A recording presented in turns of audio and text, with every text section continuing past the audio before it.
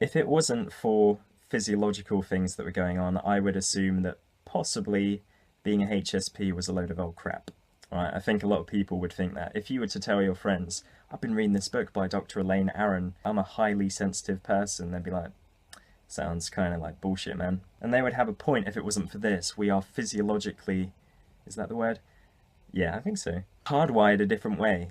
So we overreact to stimulus. So we do hear noises louder. We do see lights brighter. We experience things at a more extreme intensity. And so a bit of proof with that, something for me, and maybe you've recognized this in yourself. If I have caffeine, if I have 1 cup of coffee, if I smell coffee, even, it can affect me. And I cannot have any coffee. And most people, obviously, if you work in an office environment, or not just officers, people working in retail, wherever, have a coffee to get going in the morning, have a couple of coffees throughout the day as well to keep that energy up. We don't need that because we're already highly stimulated, and so it just would push us into hard mode even more. And for me, it creates a lot of anxiety if I have caffeine and coffee in particular. But you know, if I was to drink Red Bull or energy drinks that I know some people do, you know, they have those just every day, which I don't think is really good for you.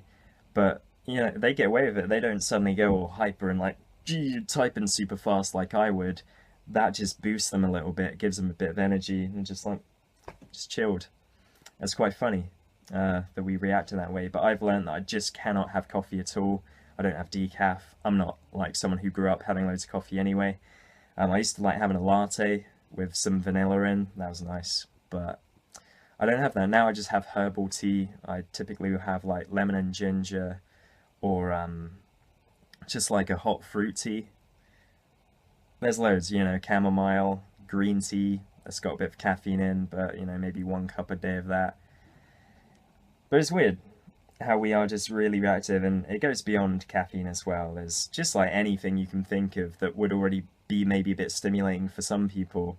And I think that some people that are highly sensitive haven't recognized that in themselves, and so they do have coffees and maybe they skimp on sleep, but as soon as they were to drop the coffee, they would have extreme withdrawal, or, you know, they would suffer more from the effects of the things they are doing wrong, like if they're not eating a great diet, if they are going to bed too late, or not sleeping through the night, then they'll be like, gee, I got nothing to pick me up, I just feel fucking terrible. So if you're someone who has coffee at the moment, you feel like it affects you negatively, wean yourself off it. You don't want to go cold turkey because it will just affect you like a drug. It's basically a drug.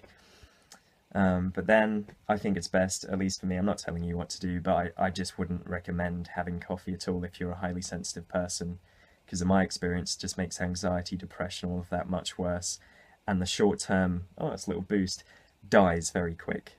And that's it. Thank you for watching. Subscribe if you're new, and I'll catch you in the next video. Goodbye.